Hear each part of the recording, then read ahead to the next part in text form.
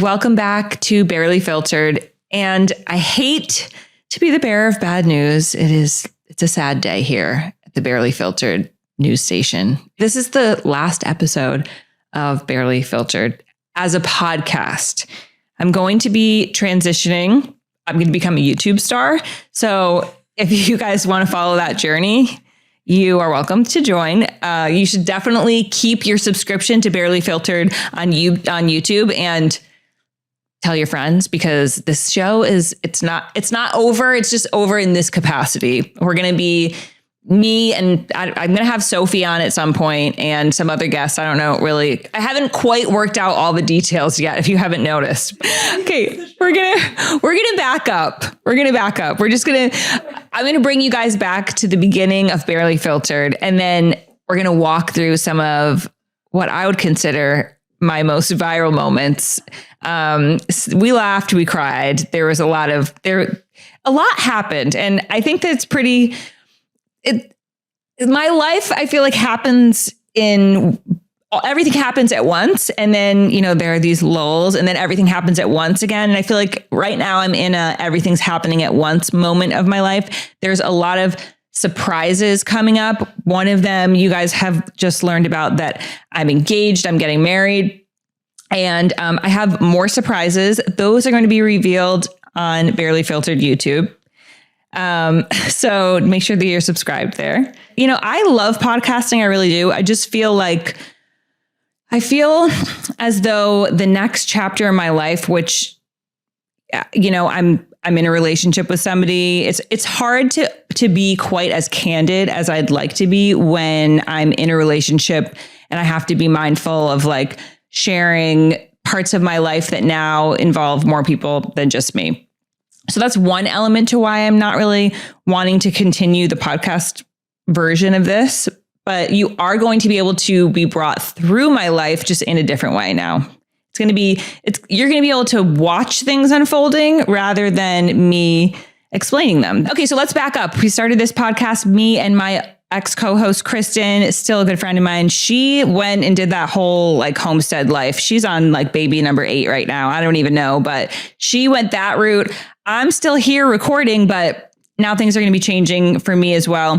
I've had a great 2 years of podcasting. I mean, you learn a lot about yourself just having to talk to the camera. It can be kind of grueling to be scraping the bottoms of the barrel of your life for content. However, for me, it came pretty easily because a lot did happen. And during that 2 years, so I was newly divorced, and then I started dating, and dating really took over the podcast for a while because,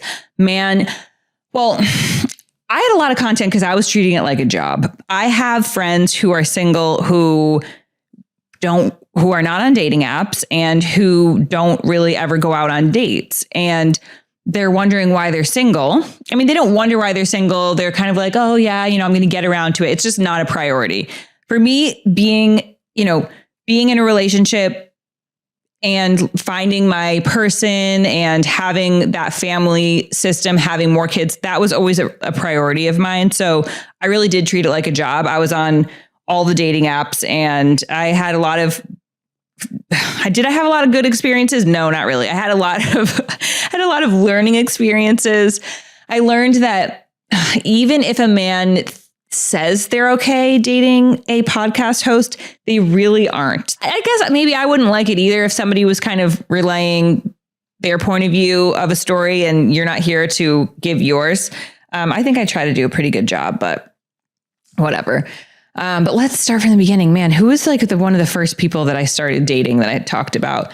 Okay, the first guy that I started talking to, this was such an odd thing because he literally was like, hey, can I see you tomorrow? I want to give you a Rolex. And I would be like, I mean, this feels kind of like a trap, but sure. Why not? And then I'd go and Guys are going to think I'm the worst. I go and like get lunch with him or something. He'd be like, yeah, the Rolex is being shined right now at the Rolex store in Beverly Hills. But like, if you come to like, if Soho House with me tomorrow, then like I want to give you the Rolex then. And I'd just be like, why do you want to give me this? It was the most bizarre thing. Like he wanted to give me this Rolex so bad that literally it did not exist. But like, it almost became a thing where I just wanted to like see it through because like I wanted to see how far he could take this lie.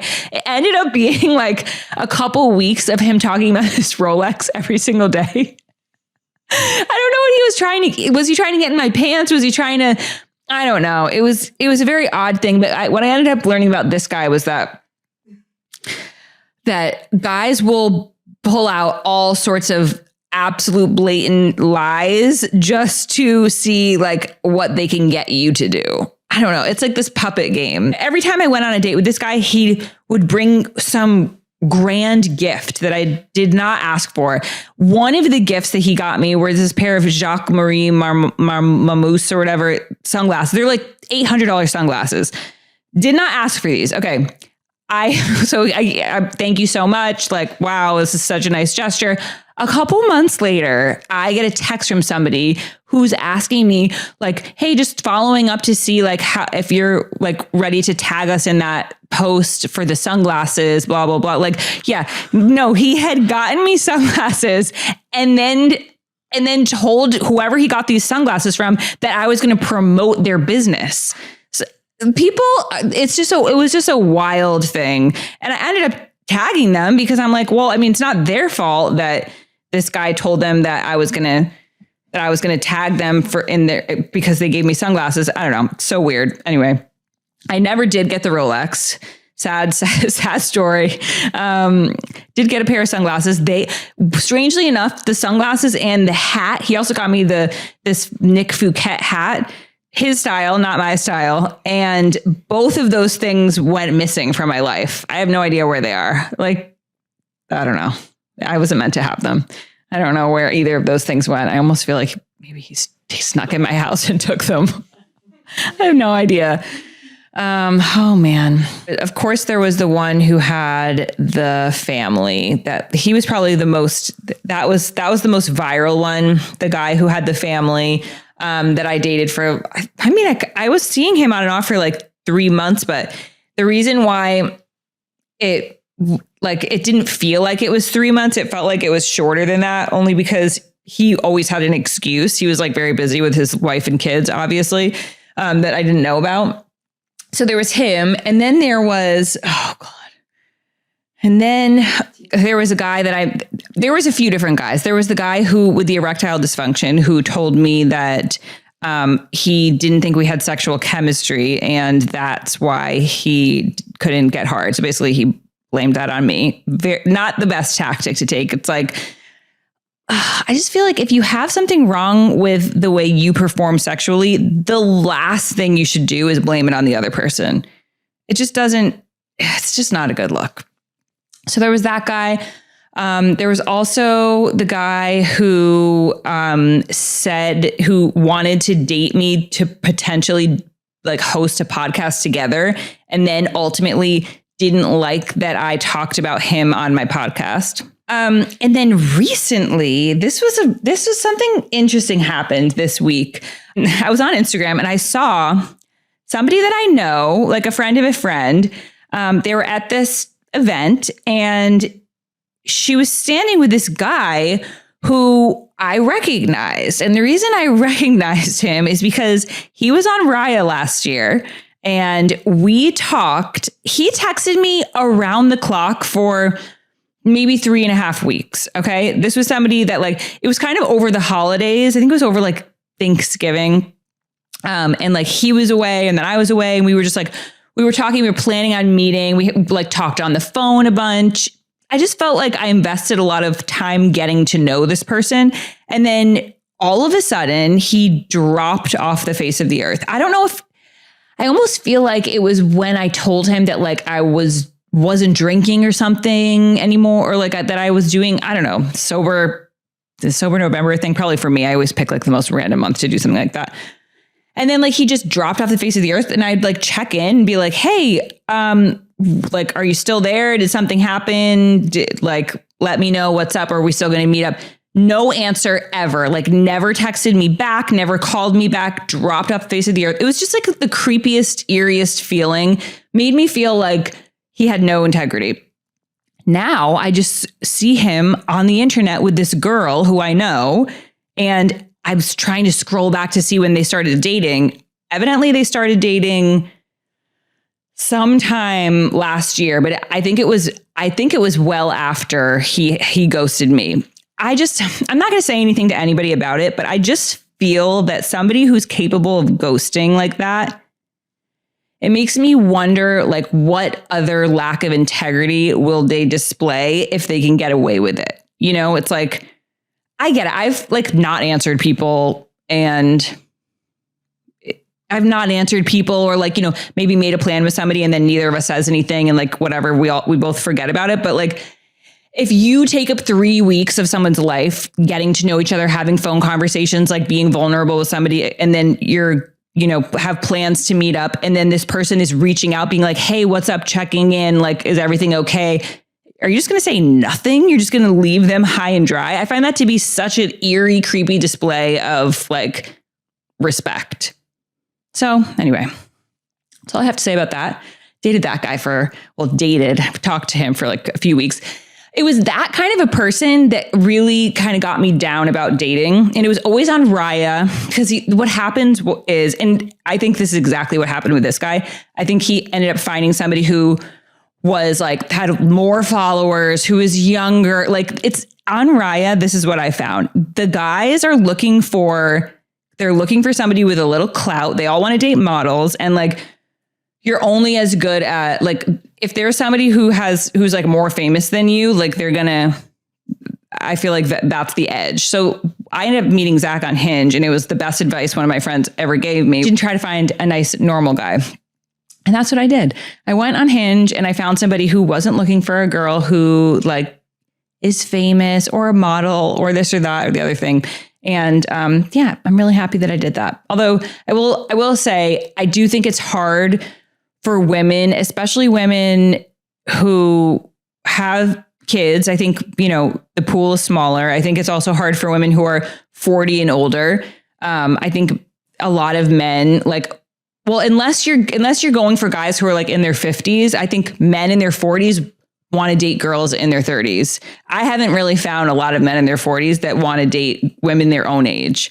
And I think it's a little unfortunate because it's just harder for like my friends who are that age to find guys that, you know, are like really want a relationship. So if you're single out there and if you're still looking for your person, I promise you it's a numbers game.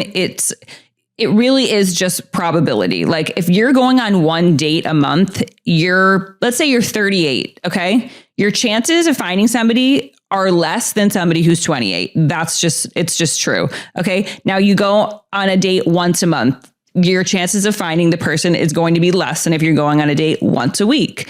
Putting yourself out there and rebounding, like bouncing back after somebody disappoints you from, you know, whether it's ghosting you or just being like, just disrespectful in whatever way. Or just like, you know, or being rejected by somebody. Oh my God, that's another thing. Another guy that I dated for a hot minute last year found out he's dating somebody too. And goes right into the sentiment that guys on Raya really just want to date the more famous person, whoever's the most famous in their pool at that moment. We hooked up. We went on some dates. He ended up like standing me up more than once. And that shame on me for even putting up with it the first time. Standing me up like 2 times, but then continuing to kind of keep in touch with me and check up on me even until recently, being like, you know, that guy who just checks in is like, oh, I'm so happy to see that you're in a relationship. And I'm like, are you though? Like, it's that guy who wants to check in to make sure that you haven't forgotten about them, that you still like them, that like that you're not mad at them or something like that. Yeah, I ended up finding out that he's dating one of probably the most famous female celebrity of the era other than like Taylor Swift. She's definitely A-list and she's probably like the most, which is just so funny because that like he manifested it. He was waiting. He probably ghosted every girl. He probably disrespected every girl up until this one and is like, okay, well, I can't get any more famous than her. Oh yeah. While he was dating me, we were supposed to go to a game one night and no, we were supposed to hang out. And then he ends up blowing me off. And then I end up seeing him on Getty Images at like a Knicks game front row with a girl who's more famous than me. Anyway, he disrespected me a few times and now he's dating this A-list celebrity, but I know he was dating somebody else. But from what I heard, he kind of just dropped her out of nowhere and she was pretty devastated about that. I don't know. It just goes to show you guys that like some of these guys that have such a hold over our sense of self-worth and our ego, we're never going to like, we can never be the person that they want us to be because what they're looking for is they're looking for their own ego to feel satisfied. So they're looking for their own self-worth wrapped up in someone else. And I think he's found it in this one.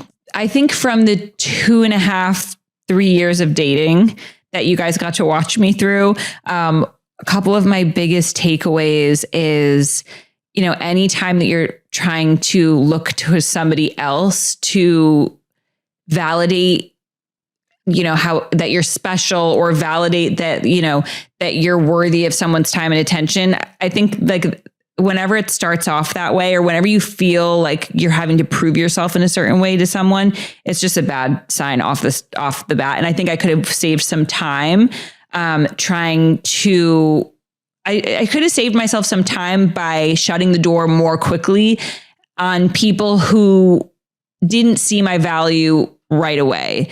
Not that like you need to know right away if someone's your person or not, but like just like basic respect. I think if someone's not giving you that off the bat, like you don't need to wait around to see if this is going to become a pattern. Like if someone is not answering your text or somebody's not, you know, right away asking you out, if you feel like you're having to kind of second guess your conversations, if you feel like your text banter feels off, those are things that I have learned just like don't recover. And then also people coming in with like grand gestures right off the bat, I also think is one of the red flags that I noticed was a pattern. Like the guy who ended up being married, he right away was like super just like offering me gifts that kind of made me feel like, okay, what is this? What are you covering up for? And same thing with the guy I talked about who right away was like, I want to give you a Rolex. And I'm just like, that's odd, but okay, why not? Just, I don't know. If something makes you feel weird, you got to listen to that instinct because I've never seen it change for the good where all of a sudden like, oh, now you understand why this person was acting so strange in the beginning. So yeah, when I ended up meeting Zach, like things happened so quickly. And, you know, I just feel really grateful to be in the place that I'm at now. Like I can honestly say everything that I have right now in my life in terms of relationships, is exactly what I wanted and like exactly what I've been working towards and like putting in the time during the times when I felt tired and discouraged. I did feel like ultimately, like I did believe that I deserved to be with somebody and that it would happen. And I think just having that confidence and faith in the process ended up serving me well. And so for anybody who is out there and feels like I get DMs, honestly, like every single day from people being like, oh, where did you meet your husband? Or where did you meet your fiance? I'm recently divorced. Like, how did you have the confidence to leave? I feel so sad. A lot of people in really hard places in their relationships, wondering if they should leave, wondering how to get back, into dating. And I think just starting off with the confidence that like, it's going to happen for you. It's a numbers game. It's going to happen for you if you want it. And if you're willing to put in the time and if you're willing to shut the door quickly on situations and people that you have a feeling early on are not right. So really listening to your gut. And also just, I love when people are like, oh, your story is so inspirational because, people have watched me watch my life blow up pretty much in the public, and then watch me, go through various embarrassing dating situations. And, just to be able to see that your life can change so quickly if you're ready for it. Like, my life has completely changed in less than a year. I've gotten everything that I wanted in less than a year, and that can happen for absolutely anybody. It's not like my situation is special or even rare. It happens to people all the time. The more time you spend worrying about things not happening on the timeline that you think it's supposed to be happening, the more time you're wasting. It's not going to change the outcome. I think just believing that it's going to happen for you, and then putting one foot in front of the other every single day, putting, the next step in towards making that online account, going on that date, going on that coffee date that maybe you're not excited about. That's the other thing. I have a friend who doesn't really want to go on dates that she's not excited about if she feels like, this guy doesn't really look like he's going to be my person. Why should I waste my time? I think it's important to just date, to just practice dating. Even if you look at this person and you're like, this is not somebody that I could spend my life with, I still think it's important to get in the habit of putting yourself out there, and also being open to being surprised, because you really don't know, because you never know what can happen. And either way, if you believe something good's going to happen, or if you believe something bad's going to happen, both of those is having faith. So why not just choose to believe that something good's going to happen to you? And yeah, that's all that I have to say about that. I love you guys so much. To everybody who has sat through so many episodes of me just rambling, or, oh man, we've been through a lot, and I really appreciate everybody sticking around and following along with my journey, and for all the kind DMs and even the not kind DMs. You guys also have boosted my numbers. So thank you for that as well. And this is not the end. My story is not over, but it is changing. So make sure that you keep your subscription to my YouTube channel. And I hope that we get to see each other again very soon.